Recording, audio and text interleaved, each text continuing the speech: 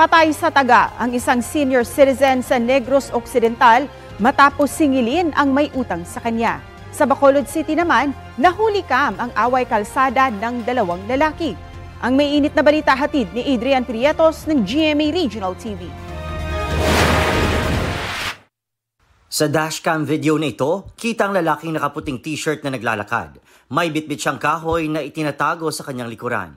Maya-maya, makikita ang isa pang lalaki na naka-stripes na tumatakbo at biglang nadapa. Dito na nagpambuno ang dalawa sa gitna ng kalsada at napapalibutan ng mga sasakyan. Navideohan rin ang suntukan ng dalawang lalaki. Kuha ang insidente sa 27 Lacson Street sa Bacolod City sa gitna ng mabigat na trapiko.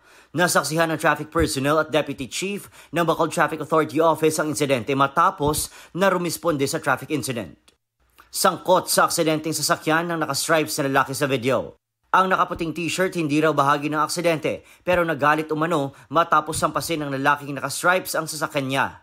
Pundo ang lalaki, nagwa siya sa sasakyan, nag-approach siya sa akon. Siling niya, ginhampak ang akon sa sasakyan, nag-upigid.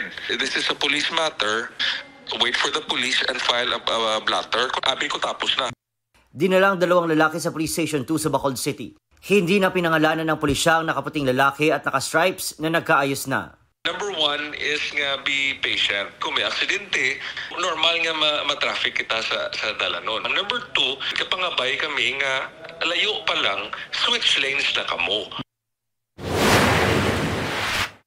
Natagpo ang patay ang isang lalaki sa kanal sa Talisay, Cebu madaling araw nitong linggo. Nakitang may mga tama ng bala ang 25 anyos na biktima. Kahapon, sumuko sa pulisyang suspect na isang barangay tanod. Base sa investigasyon ng pulisya, natukoy na personal na galit ang dahilan ng krimen. Motives na accordingly na ay personal grudge. Pero doon sa profile ng ating biktima ay previously na may mga incident na reported siya na isa siya sa mga nagpo-proliferate ng disposal ng illegal drugs. Git naman ang suspect na tanod. Nagkaaway sila dahil sa 17,000 pesos na utang na hindi binabayaran ng biktima. Self-defense daw ang kanyang ginawa matapos siyang paputokan ng baril ng biktima. Napuputahan ko niyan, kung nakapa ako, punit akong magasin, ako nang gisaksak mo, tagtirahan lagi na ko siya. Humingi ng tawad ang suspect sa pamilya ng biktima. Handa raw siyang harapin ang isasampang kaso.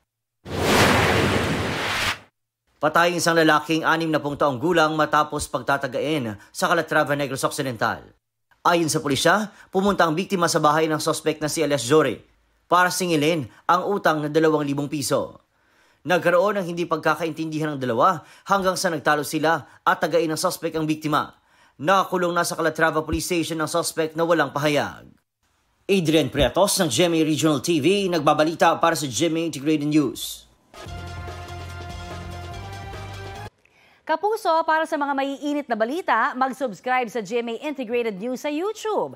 Sa mga kapuso naman abroad, subaybayan nyo kami sa GMA Pinoy TV at sa www.gmanews.tv.